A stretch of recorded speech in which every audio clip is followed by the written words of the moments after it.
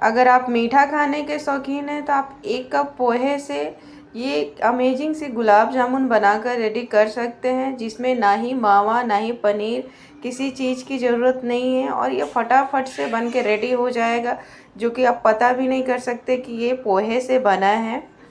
तो hello everyone, welcome back to my channel. कैसे हैं आप लोग? आई होप अच्छे होंगे। तो चलिए समय वेस्ट ना करते हुए इसकी रेसिपी देख लेते हैं। तो मैंने यहाँ पे लिया है 1 कप पोहा, जिसे अच्छे से साफ़ कर लिया है कपड़े से पोंछकर।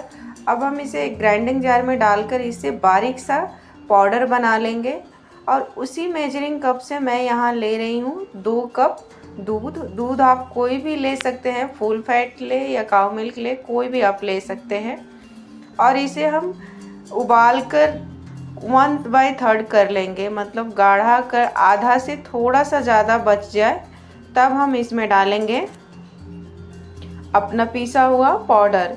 तो देखिए हमारा दूध मैंने गड़ा करके लगभग 1/3 हो चुका है, आधा से थोड़ा सा ज़्यादा बचा हुआ है, इतना गाढ़ा कर लिया मैंने दूध को।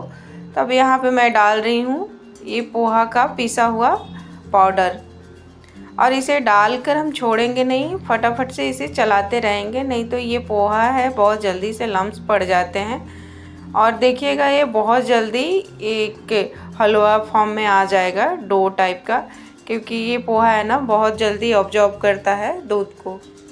आप देख सकते हैं इसे हलवा के टेक्सचर में। इसे हमको ज़्यादा देर तक नहीं पकाना है, ना ही ज़्यादा मतलब गाढ़ा करना है और ना ही ज़्यादा पतला रखना है। इसे जैसे हलवा होता है ना उस फॉर्म में लाकर हम गैस के फ्लेम को ऑफ़ करेंगे।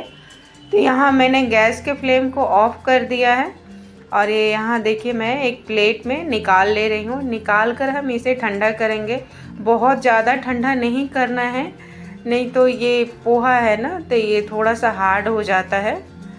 यहाँ हाथ में घी लगा लगा कर इसे हमको मसल कर चिकना सा डो बनाना है। और यहाँ पे मैं थोड़ा सा मावा के टेक्सचर लाने के लिए 1/4 कप मैं मिल्क पाउडर डाल रही हूँ। मिल्क पाउडर आप कोई भी डाल सकते हैं, अगर आपके पास है जो भी है वो डाल सकते हैं, और नहीं तो 10 रुपये वाला जो पैकेट आता है ना वो भी डाल सकते हैं। और बाइंडिंग के लिए 1/4 कप के बराबर मैं यहाँ पे मैदा डाली हूँ। अब मैदा, कॉर्नफ्लोर या आटा कुछ भी डाल सकते हैं, डालकर उसे अच्छे से हाथ से मसल लिया है मैंने, पूरा मिक्स हो गया है। तो यहाँ पे मैं डाल रही हूँ 1 पिंच के बराबर बेकिंग सोडा, और हाथ में घी लगाकर फिर से हम इसे मसलेंगे। अभी भी हमारा डो गर्म ही है, लगभग रूम टेम्परेचर से थोड़ा गर्म ही है, फिर भी हम हाथ में घी लगा लगा कर 3 से लगभग यहाँ पर 1 से 1.5 चम्मच के बराबर घी लग जाता है बार बार हाथ में लगाकर इसे मसलने पे। और देखिए जैसे जैसे हमारा डो ठंडा होते जाएगा वैसे वैसे ये डो फॉर्म में आ जाएगा, आटा की तरह, आटा का डो बनता है ना उस तरह से। हाथ में बहुत चिपकेगा पहले, तो आप घबराइएगा मत। जैसे कि हम प्री मिक्स जो आता है ना गुलाब जामुन का, उसको भी हम अगर गूँथते हैं तो स्टार्टिंग में हाथ में बहुत चिपकता है, थोड़ी देर के बाद वो फिर से बराबर डो फॉर्म में आ जाता है। सेम उसी तरह से ये भी होता है कि शुरू में चिपकेगा लेकिन बाद में ये बहुत अच्छे से इकट्ठा हो जाता है, एकदम से डो फॉर्म में आ जाता है। तो इसको मसलते रहें और बस जैसे ठंडा होगा, अगर ज़्यादा चिपक रहा है तो वही हाथ में थोड़ा थोड़ा घी लगा लेना है, बस इनफ। तो हो गया हमारा, देखिए डो एकदम से चिकना डो बन के रेडी हुआ है। मैं आपको यहाँ पे एक गुलाब जामुन बनाकर दिखा रही हूँ। जैसे बनाएंगे, बनाकर चेक करेंगे कि हमारा गुलाब जामुन क्रैक फ्री एकदम बिल्कुल बिना क्रैक के बन रहा है, तो समझ लीजिए कि डो एकदम से परफेक्ट गुना है, हमारा गुलाब जामुन भी बहुत अच्छे से फूलेगा।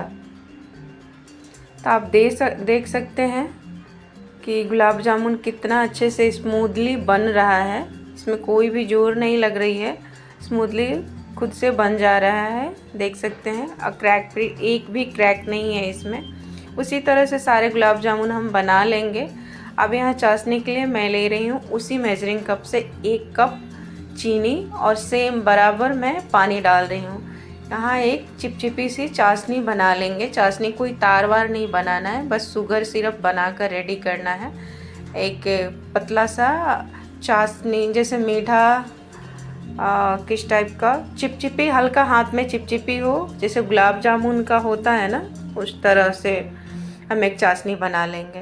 ये 2 बॉयल आया, उसी में लगभग ये रेडी हो गया। जैसे चीनी मेल्ट हो जाए ये समझिए कि हो गया चाशनी। वहाँ मैं फ्लेवर के लिए डाल रही हूँ 4 इलायची और थोड़ा सा और इसका क्वांटिटी बढ़ाने, वैसे इतना ही इनफ है, लेकिन क्वांटिटी बढ़ाने के लिए और कलर के लिए मेरे पास जो पहले से मैं मिठाई बनाई थी उसका चाशनी बचा हुआ था, तो मैं फेंकती नहीं हूँ, उसी में रीयूज कर लेती हूँ। तो 3 दिन पुराना ही था, तो मैंने फ्रिज में उसको छान कर रख दिया था। तो वो चाशनी डालकर मैं मिक्स कर ली हूँ। उसमें कलर था फूड कलर, इसलिए इसमें ऑरेंज कलर थोड़ा आ गया है। नहीं तो आप नहीं डालें तो इलायची या थोड़ा सा सेफ्रॉन, केसर के धागा डाल के आप थोड़ा सा कलर ला सकते हैं। तो देखिए चाशनी भी बन के हमारा रेडी हो गया, उसे मैंने साइड में रख दिया है। अब हम इसको फ्राई करेंगे। फ्राई करने के लिए हम इसे पहले हाई फ्लेम पे डालेंगे। हाई फ्लेम पे 2-3 मिनट तक फ्राई कर लें और उसके बाद किसी चीज़ से स्पून के पीछे वाला साइड से बीच बीच में, गुलाब जामुन में नहीं लगना चाहिए, बीच बीच में हल्का हल्का हल्का ऐसे ऐसे टर्न करेंगे, जिसे गोल गोल घुमाएंगे तो अपने आप ये गुलाब जामुन टर्न होते जाएगा, चिपकेगा नहीं। तो ये थोड़ा सा अभी नाजुक रहता है, सॉफ्ट रहता है, तो पकड़ने का डर रहता है। तो इसमें कोई भी स्पैचुला वगैरह या कुछ ना डालें, नहीं तो ये टूट जाएगा और चिपकेगा भी, क्योंकि ये पोहा से बना है ना, तो पोहा का है तो थोड़ा चिपकने का भी डर है। तो इसे फ्राई पैन में अगर फ्राई करते हैं ना तो ज़्यादा अच्छे से फ्राई हो जाएगा, क्योंकि हम यहाँ पे ये फॉक का भी यूज ना करके इसको सिर्फ इसका हैंडल पकड़ के थोड़ा सा ऐसे टर्न कर दे रहे हैं, हिला दे रहे हैं, तभी भी ये बहुत अच्छे से हो जाता है टर्न और पूरा इवन कलर, मतलब इक्वल कलर आता है, बराबर से टर्न हो जा रहा है। देख सकते हैं इस तरह से हमें इसे गोल्डन ब्राउन होने तक तल लेना है। और गरम चाशनी में, चाशनी को गरम ही रखें और उसमें हम डालकर इसको लगभग हाफ एन आवर टाइम है, तो 1 घंटा के लिए छोड़ दीजिए ढक कर। और ये बहुत अच्छे से चाशनी को पी लेगा। आप देख सकते हैं कि गुलाब जामुन कितने अच्छे से फूला है, एकदम परफेक्ट बना है। कोई अंदाज़ा भी नहीं लगा सकता कि इसे मैंने पोहे से बनाया है।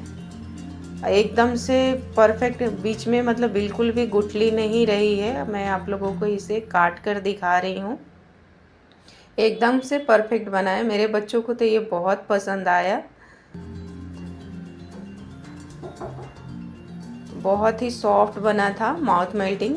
देख सकते हैं मैंने काट के, अंदर तक जूसी बना है, अंदर तक जूस गया है, इसका चाशनी को ऑब्जॉर्ब किया है। बहुत अच्छा बना था। तो प्लीज़ आप लोग भी ट्राई करें।